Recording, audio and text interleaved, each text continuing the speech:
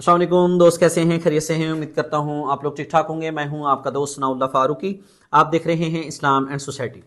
आज की हमारी वीडियो का जो मेन मकसद है, जो जिस टॉपिक पे आप डिस्कस कर रहे हैं बड़े, वो बहुत ही दिलचस्प और बड़ा अजीब सा टॉपिक है।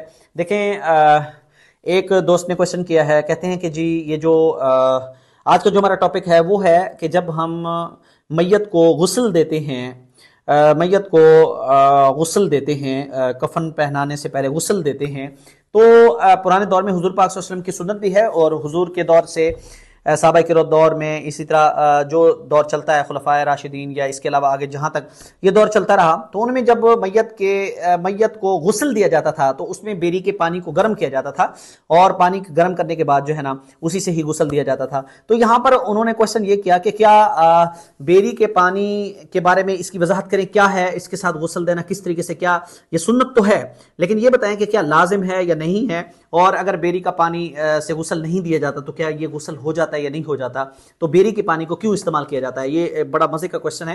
देखिए जरा सुने, ये जो मैयत को गुस्ल दिया जाता है तो इसके मुख्तलिफ तरीके हैं गुस्ल देने के। पहली बात तो यह है कि जब गुस्ल दिया जाता है, गुस्ल देने के बाद हम इसमें डिफरेंट चीजें इस्तेमाल कर रहे होते हैं। जो मुख्तलिफ तरीके का मतलब यह है कि उसमें हम बाजुकात उसमें साबुन इस्तेमाल किया जाता है, सोप इस्तेमाल किया जाता है, बाजुकात हम बेरी के पानी को गर्म करके।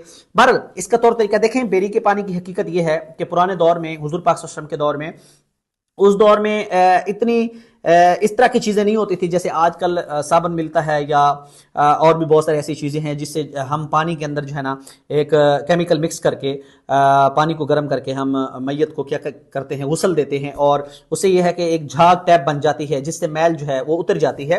पुराने दौर में बेरी के पानी को के साथ गुस्ल भी इसी वजह से दिया जाता था क्योंकि बेरी का पानी ये आमतौर पर हल्की सी झाग बनाने और मैल को उतारने के लिए इस्तेमाल होता था।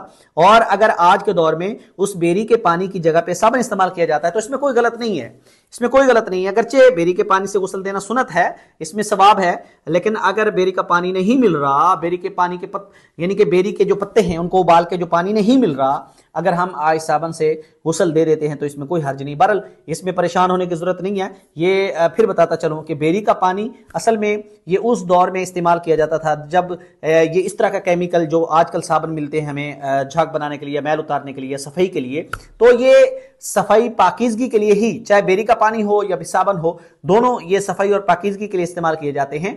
और बेरी का पानी इस्तेमाल करना ये अगरचे सुन्नत है क्योंकि उस दौर में इस तरह के साबुन या इस तरह की चीजें नहीं होती थी, इसलिए उससे गुस्ल देते थे। बहरहाल उम्मीद करता हूं कि आपको ये हमारा जो आज की डिस्कस है, ये हमारा छोटा मुख्तसर सा टॉपिक है, ये आपको समझ आया होगा। अगर अब भी अगर कोई शख्स बगैर बेरी के पानी के साबुन के साथ मैयत को गुस्ल देता है तो ये ठीक है। आपने देखा भी होगा मोस्टली लोग आजकल साबुन के साथ ही मैयत को जो है वो गुस्ल देते हैं। बेरी का पानी बहुत कम मिलता है और कुछ लोग ऐसे हैं जो सुन्नत समझ के बेरी के पत्तों को गर्म करके उसका पानी निचोड़ के जो है वो मैयत को गुस्ल देते हैं, तो ये भी कर सकते हैं, ये भी ठीक है। बहरहाल हम इसको यही लेंगे कि बेरी के पानी को इस्तेमाल करने का रीज़न यही था कि ताकि पानी इस तरह के पानी से मैयत जो है वो सही तरीके से साफ़ हो सके, उसकी मैल जो है वो उतर सके और उसको सही तरीके से जो है ना गुस्ल दिया जा सके। उम्मीद करता हूँ कि आज का हमारा टॉपिक आपको अच्छा लगा होगा। मिलते हैं नेक्स्ट वीडियो के साथ। अल्लाह हाफिज़, जज़ाकल्लाह।